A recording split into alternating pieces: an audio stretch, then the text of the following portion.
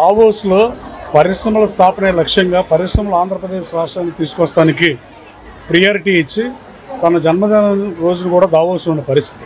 గతంలో మనం చూసాం, గత ప్రభుత్వం అధికారంలో ఉన్నప్పుడు దావోస్ చలేస్తుందని వాళ్ళు మాట్లాడిన మాటలు మాడతాకి సభ్య సమాజం హర్షించదు. కానీ అలాంటి పరిస్థితులు మనం గతంలో చూసాం.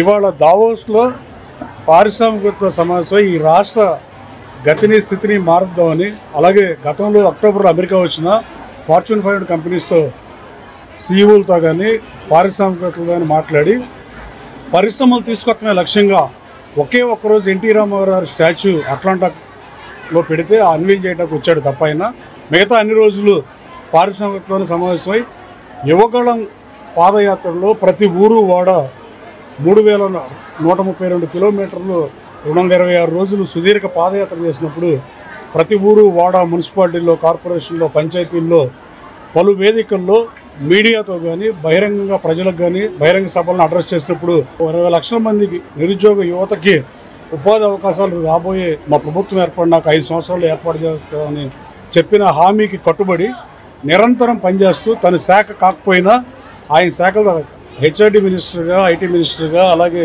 విద్యాశాఖ మంత్రిగా తన బాధ్యతలను నిర్వర్తిస్తూ మిగతా టైంలో కూడా ఈ పరిశ్రమ స్థాపన లక్ష్యంగా ఆంధ్రప్రదేశ్ రాష్ట్రానికి పరిశ్రమలు తీసుకురావడానికి, డేటా సెంటర్లు తీసుకురావడానికి, ఏఐ యూనివర్సిటీ కానీ, ఇట్లా మీరు టీసీఎస్ కంపెనీ 10,000 ఉద్యోగాలు అయితే రిలయన్స్ కంపెనీ కానీ పతనం అంచుకి గత ప్రభుత్వం ఈ రాష్ట్రాన్ని నెట్టితే ఆర్థిక పరిస్థితులు దివాళా తీసే పరిస్థితుల్లో ప్రజలు నభూతో భవిష్యత్తు రీతిలో మ్యాండేట్ ఇస్తే దానికి అనుగుణంగా పనిచేస్తున్న ప్రభుత్వం ఇది.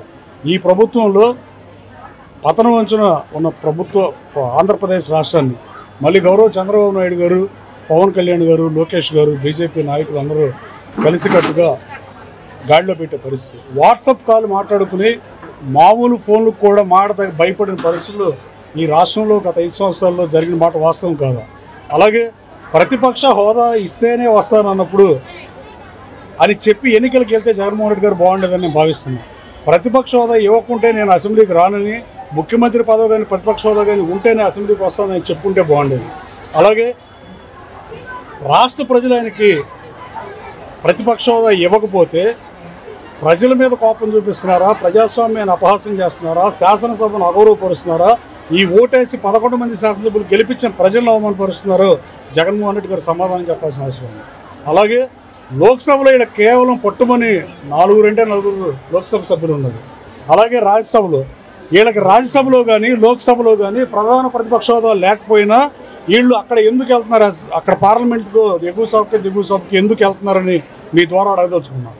అంటే ఇదే ఆంధ్ర రాష్ట్ర ప్రజలు 11 మంది శాసనసభ్యులను గెలిపిస్తే, 4 పార్లమెంటు సభ్యులను గెలిపిస్తే పార్లమెంటు సభ్యులు ఢిల్లీలో పార్లమెంట్కి అటెండ్ అవుతారు, ఇక్కడ మాత్రం శాసనసభను అవమానపరుస్తారా అని అడుగుతున్నాం.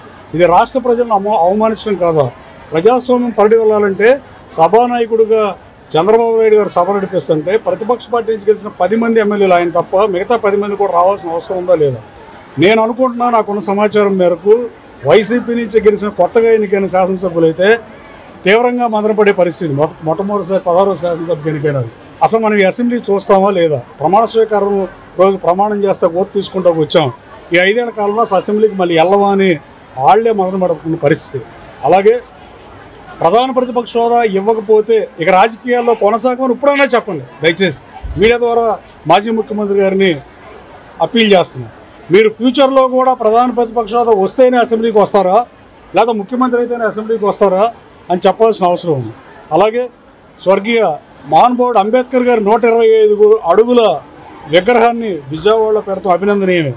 కానీ అంబేద్కర్ గారి విగ్రహాన్ని పెట్టినంత మాత్రాన ఆయనకి నిజమైన నివాళులు అర్పించినట్టు నేను భావించట్లేదు. ఆయన ఆశయాలకి తూట్లు పొడిచి అంబేద్కర్ గారు భారత రాజ్యాంగాన్ని రాస్తే, రాజ్యాంగాన్ని రచించిన అంబేద్కర్ గారు 1952లో న్యాయశాఖ బిల్లు ప్రవేశపెట్టి లోక్సభలో అది వీగిపోయింది. న్యాయశాఖ మంత్రిగా రాజీనామా చేయాల్సిన అవసరం లేదు సభలో.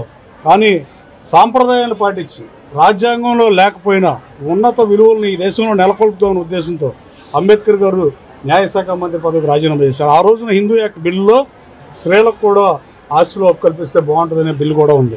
కానీ 33 సంవత్సరాల తర్వాత మహానుభావుడు ఎన్టీ రామారావు గారు 85లో ఆ చట్టం తీసుకొచ్చారు. స్త్రీలకి ఆస్తులో సమాన హక్కు ఇవ్వాలని, 85 తర్వాత మ్యారేజ్ అయినా ఎవరికైనా. కానీ ఎన్టీ రామారావు గారి పేరు జిల్లాకు పెట్టాయని చెప్పే మాజీ ముఖ్యమంత్రి జగన్మోహన్ రెడ్డి గారిని ఇంకో సూటుకు అడగదలుచుకున్నాను. అది కూడా ఎన్టీ రామారావు గారి పేరు ఎత్తే ఇది కూడా కరెక్ట్ కాదేమో నేను భావిస్తున్నాను.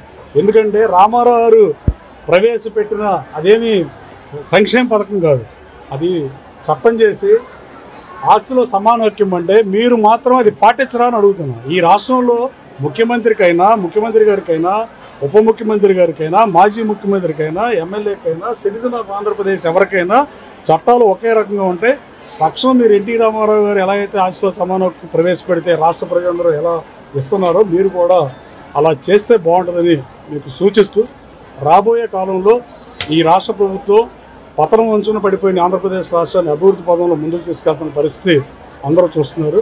రాబోయే కాలంలో పరిశ్రమ స్థాపన లక్ష్యంగా పనిచేస్తున్న లోకేష్ బాబుని మరోసారి అభినందిస్తూ ఆయన 42వ జన్మదినోత్సవం సందర్భంగా ఆయనకి జన్మదిన శుభాకాంక్షలు తెలియజేస్తూ రాష్ట్రం వైపు దేశం చూసే పరిస్థితులు ఈ రాష్ట్రంలో ఉన్నాయి.